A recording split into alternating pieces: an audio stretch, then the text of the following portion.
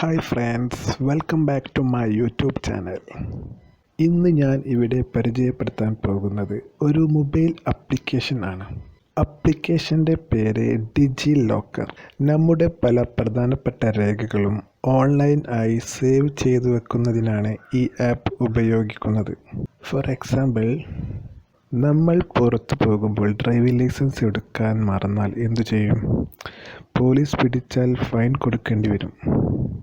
പക്ഷേ നമ്മൾ ഈ ആപ്പിൽ ഡ്രൈവിംഗ് ലൈസൻസ് സേവ് ചെയ്ത് വെച്ചിട്ടുണ്ടെങ്കിൽ നമുക്ക് അത് കാണിച്ചു കൊടുത്താൽ ഫൈൻ അടക്കാതെ രക്ഷപ്പെടാം. ഇതിൽ ഡ്രൈവിംഗ് ലൈസൻസ് മാത്രമല്ല, മറ്റൊരുപാട് രേഖകൾ നമുക്ക് സേവ് ചെയ്ത് വെക്കാം. Aadhaar card, pan card, RC book, അങ്ങനെ ഒരുപാട് രേഖകൾ ഇതിൽ നമുക്ക് സേവ് ചെയ്ത് വെക്കാം.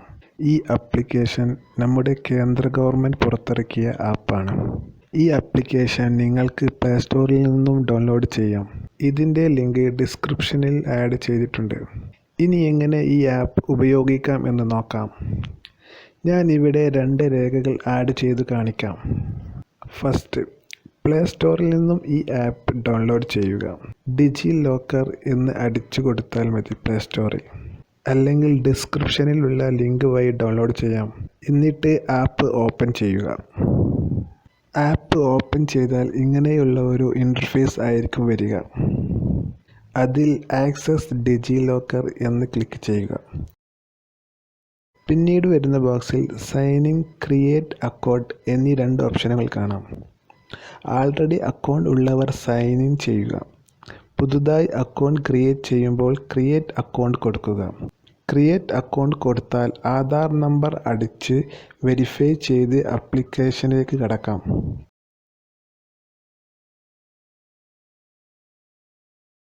എനിക്ക് ആൾറെഡി അക്കൗണ്ട് ഉള്ളതുകൊണ്ട് ഞാൻ സൈൻ ഇൻ ചെയ്തു കയറാം.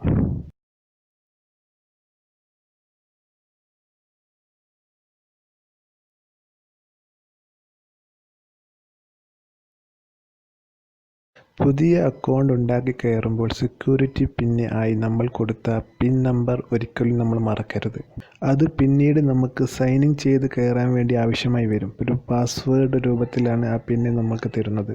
ആപ്പിൻ്റെ ഹോം സ്ക്രീൻ ഇങ്ങനെയായിരിക്കും. ആധാർ ആഡ് ചെയ്യാൻ ഇവിടെ ക്ലിക്ക് ചെയ്ത് ആഡ് ചെയ്യാം. ആധാർ കാർഡുമായി ബന്ധിപ്പിച്ച ഫോൺ നമ്പർ ഇതിനായി ആവശ്യമാണ്. ഈ ആപ്പിൽ ആഡ് ചെയ്ത എല്ലാ രേഖകളും ഇഷ്യൂഡ് ഡോക്യുമെൻറ്റ്സ് എന്ന ഓപ്ഷനിൽ ക്ലിക്ക് ചെയ്താൽ കാണാം. ഇനി നമുക്ക് ഡ്രൈവിംഗ് ലൈസൻസ് ആഡ് ചെയ്യാം. അതിനായി സ്റ്റേറ്റ് ഗവൺമെൻറ് എന്ന ഓപ്ഷനിൽ കേരള സെലക്ട് ചെയ്യുക. അപ്പോൾ ഇങ്ങനെ ഒരു വിൻഡോ വരും. അതിൽ മോട്ടോർ വെഹിക്കിൾ ഡിപ്പാർട്ട്മെൻറ്റ് ക്ലിക്ക് ചെയ്യുക. അതിൽ ഡ്രൈവിംഗ് ലൈസൻസ് ക്ലിക്ക് ചെയ്യുക. ഇവിടെ ഡ്രൈവിംഗ് ലൈസൻസ് നമ്പർ ടൈപ്പ് ചെയ്ത് ഗെറ്റ് ഡോക്യുമെൻറ്റ് ക്ലിക്ക് ചെയ്താൽ ഡ്രൈവിംഗ് ലൈസൻസ് സേവ് ആകും. പിന്നീട് ഇഷ്യൂഡ് ഡോക്യുമെൻറ്റ്സിൽ അത് കാണാം. നമ്മൾ സേവ് ചെയ്ത എല്ലാ ഡോക്യുമെൻറ്റ്സും ഇഷ്യൂഡ് ഡോക്യുമെൻറ്റ്സിൽ കാണാവുന്നതാണ്.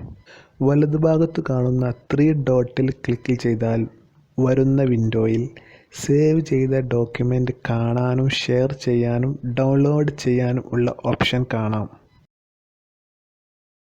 ഇനി നമുക്ക് പാൻ കാർഡ് ആഡ് ചെയ്യാം. അതിനായി സെൻട്രൽ ഗവൺമെൻറ് എന്ന ഓപ്ഷന് താഴെ ഇൻകം ടാക്സ് ഡിപ്പാർട്ട്മെൻറ്റ് ക്ലിക്ക് ചെയ്യുക. പിന്നീട് പാൻ കാർഡ് വെരിഫിക്കേഷൻ ക്ലിക്ക് ചെയ്യുക. അപ്പോൾ വരുന്ന വിൻഡോയിൽ പാൻ നമ്പറും നെയിമും ടൈപ്പ് ചെയ്തു ഗെറ്റ് ഡോക്യുമെൻറ്റ് കൊടുക്കുക. അപ്പോൾ പാൻ കാർഡ് സേവ് ആകും. ഇപ്പോൾ ഞാൻ സേവ് ചെയ്ത 3 ഡോക്യുമെൻറ്റ്സും ഇഷ്യൂഡ് ഡോക്യുമെൻറ്റ്സിൽ കാണാം.